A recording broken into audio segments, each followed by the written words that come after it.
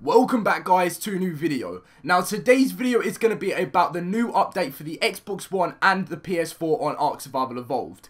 Now I know that you guys on the PS4 and I think the Xbox have had minor, little fixes recently, but this is going to be the next big update bringing so many dinos and everything like that, and we're going to be going through everything which is coming out with both consoles updates. It is going to be awesome guys. Now if you do enjoy this video, if you could smash the like button guys, that would really mean a lot to me, and subscribe if you're new to the channel, that'd be absolutely amazing. We are getting so close to 20,000 subscribers now guys, it's absolutely crazy. So thank you for all the support you've been showing on the videos.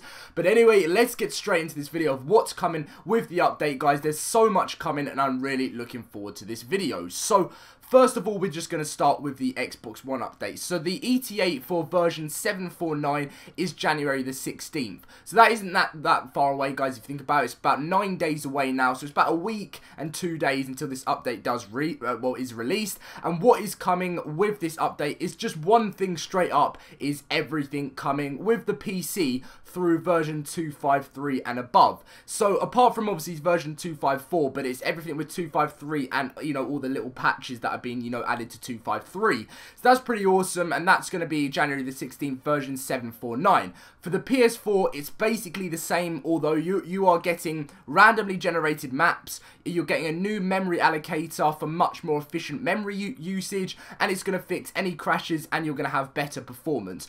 The main thing with this update as well is you are getting all of the PC content as well. It's exactly the same as the Xbox for version 253. Now this update for the PS4 should catch most of the stuff up with Xbox One. So now what is going to happen with the PS4 and the Xbox One is, with the update, is that they're going to slowly get closer to the same update as the PC, and then it's going to be a point where they the updates are exactly the same, and that is going to be the time that the full game is released on consoles. And I'm really excited for the full game to be released, because it's been something that everyone's been waiting for, but we still got lots to come before the full game is released. So obviously now we're going to go into what is coming with the update for both Xbox One and PC with the version 253. So let's get in with it now. So Version 253 is going to fix an issue with a Megalosaurus crashing. Now, I think this could be something separate. This could be something just for the PC. So we're going to go through everything down here. So the first thing is a new item, which is a camera, which takes photos and apply them to an in-game,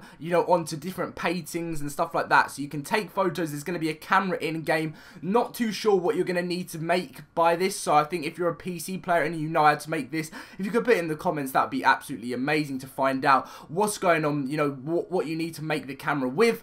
But it's awesome to have a camera in-game now, to be able to take photos and selfies and everything. I reckon that would be pretty funny to be added into the game. So the next thing is we do have lots of dinos coming with the update, and I'm going to go through that with you guys now. Bear in mind, this is both Xbox One and PS4. So the first thing, I just want to say also, guys, sorry about some of the names. I'm not the best with names, some of the dinos' names. So this is the Nidera. I'm going to go with the Nidera. Now, I think that's a silent C, obviously, and this looks like it is going to be basically a giant jellyfish, which it's actually a carnivore as well. It's passive but aggressive at close range. So to me, I'm not really looking forward to having this. I'm not saying I'm not looking forward to it. I'm looking forward to having it in the sea, but I'm not looking forward to it because I reckon this could be pretty dangerous and they can get in the way. So we're going to obviously read about these now. So obviously, we'll just call him the Jellyfish, is another example of a creature which should not exist. It has traits that seem to come from many types of jellyfish. It possesses the size and shape of a large egg yolk jellies, which is pretty strange. The powerful sting of certain box jellies and the deep sea jellies. This all combines to make a dangerous creature that lights up the deepest reaches of the ocean. So maybe this is going to be quite low down in the ocean, and it basically is put together, it's like one big jellyfish put together with an incredible sting from other different jellyfish and everything like that. So it's like one big jellyfish put together of what it used to be back in the day, and it's going to be pretty big as well.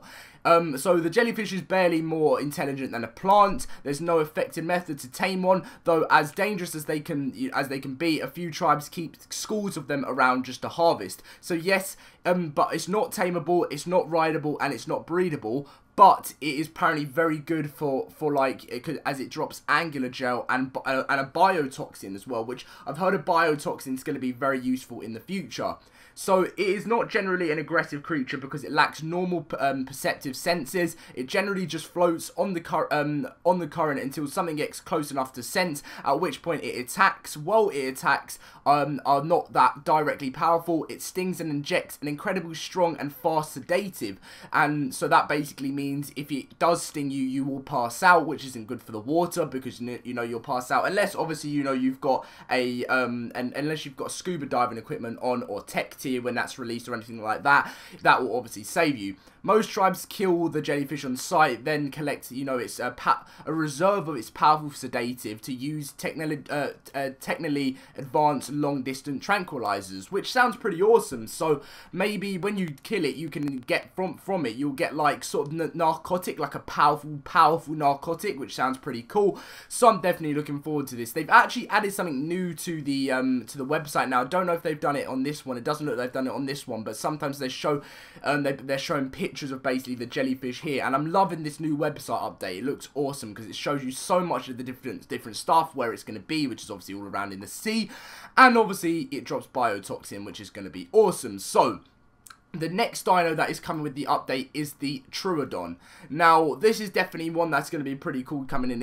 Obviously, it's a carnivore. It's pretty small, and we're going to go into what it is now. So it is tameable, it's breedable, but not rideable, and the taming method is passive. Now, that is pretty... I don't really like passive tames, if I'm honest. They're not really my favourite, but it is a passive tame, so... Quite possibly the most intelligent non-human creature on the island, the Troodon is an incredibly fast learner. It understands meaningful experiences much quickly than other creatures, including humans, and its social nature means it also teaches its pack mates, making them more clever too. I thought the Troodon simply could not be tamed until I finally saw a lone survivor with one. She told me that she let the Trudy hunt a few of her tribe's smaller creatures for sport. It eventually started following her everywhere. It seems that while the Troodon is too intelligent to fall for the normal trank and feed type of method, it can instead gradually gain loyalty from a social approach that provides its opportunity to hunt.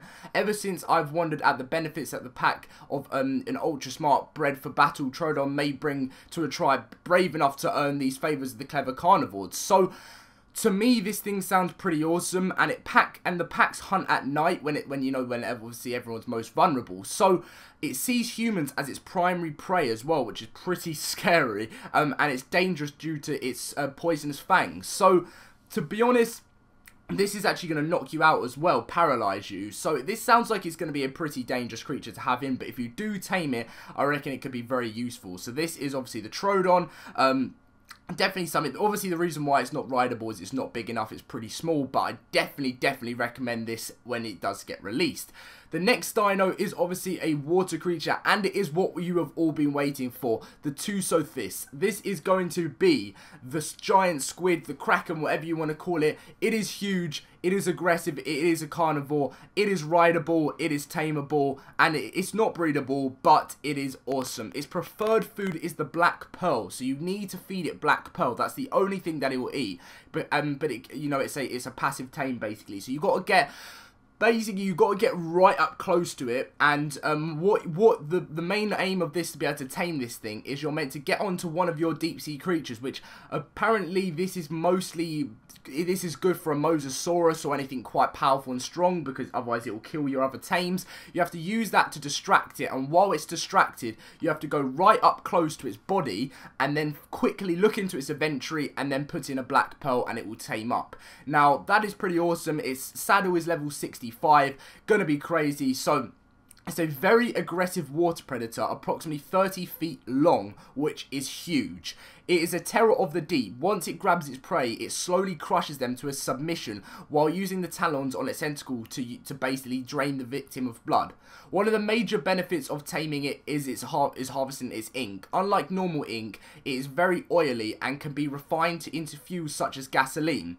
This gasoline is basically much better gasoline, and it's very useful for when you're using it for maybe your fabricator or something like that. between that and all its combat abilities, it makes for an excellent aquatic tame. Despite slow swimming speed, it is still very, very dangerous. And if I were you, I would just keep ranking up its... If you rank up its speed a little bit, I reckon that would be still awesome. But I would definitely recommend taming one of these. But it will be hard to tame, and it won't be a tame you will get till later on into the game. It's a terrifying opponent for several reasons. Firstly, it grabs slowly and slowly renders its victim unconscious. So basically, death isn't the first concern for your guy. Secondly, its vampiric blood drain instantly, like, basically takes you out straight away in combat. And finally, is if it's losing a fight, it sprays a cloud of ink into the water around it, blinding its attacker to cover a sneaky escape. So, this thing sounds like it's going to be one crazy thing to have in the game. I'm really looking forward to this, and for me, on my official server and on my single player, I still think this is going to be a very hard tame for me. But yes, really looking forward to it. So, the second from last dino we are getting is the Pegomastax. This basically is a herbivore. It's tameable, it's breedable, but not rideable. It's a passive tame, and it prefers vegetables. So among the bottom of the island's dinosaurs food chain is a small herbivore called the basically I can never say the names. It is content to spend all day alone, gorging itself on far more food than you might think that it would, because it's so small. Its beak appears perfectly evolved from collecting food from plants while avoiding the industrial strands of basically of the food. While not pretty and far too small to ride, tribes often keep it around as a type of farming aid. Its skill at scavenging means that it collects basically extraordinary quantity of seeds and berries, while gathering rare flowers and mushrooms and ingredients necessary to cook up different things. So it is really useful at getting a crazy amount of berries and a crazy amount of seeds and, you know, other things like flowers and mushrooms if you're going to use them. It's likely to ignore any nearby creatures and continue just doing its own thing in the bushes unless it is attacked, at which point it turns to a very aggressive dino, which is something you need to watch out for. So it's nothing, you know, very exciting, but it's still going to be really useful for, you know, for collecting berries and everything like that, which is awesome. So the final dino we will be getting with this update is a crazy one. It's pretty big from what I've seen, and it is called the Therizinosaurus. Now, this is a herbivore, and it is rideable, it is tameable, and it is breedable. I'm not sure how entirely, you know, how it stays populated on the island. It is very slow for its size because it's a very big dino, and it's a solitary creature, so no pack to back it up, basically.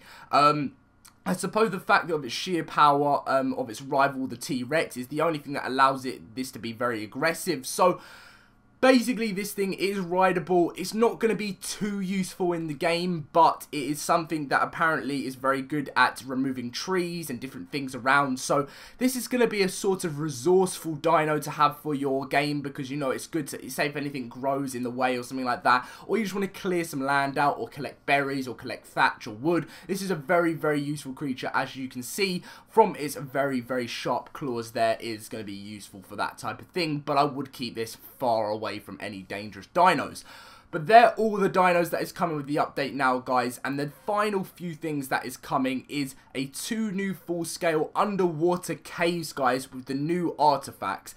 It is going to be great having the new caves, underwater caves, which you can build in, and you can just make some awesome houses and everything like that in your underwater caves.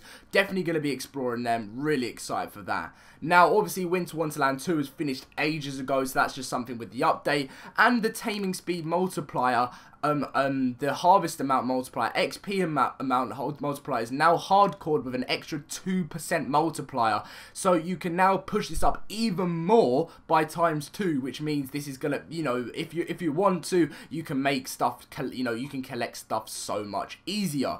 So that is everything that is coming out with the update for the Xbox One and the PC. Both of them are going to be coming out January the 16th ETA, version 503 on the PC and version 749 on the Xbox One. Both, as I said, January the 16th. Really looking forward to having all these new dinos and everything within the game. Now, I hope you guys have enjoyed this video. If you did, then make sure to smash the like button, guys. Really does help me out. Subscribe if you're new to the channel. Gonna be an awesome update, guys, not long away at all. Thank you for watching, and I'll see you guys later in my next video.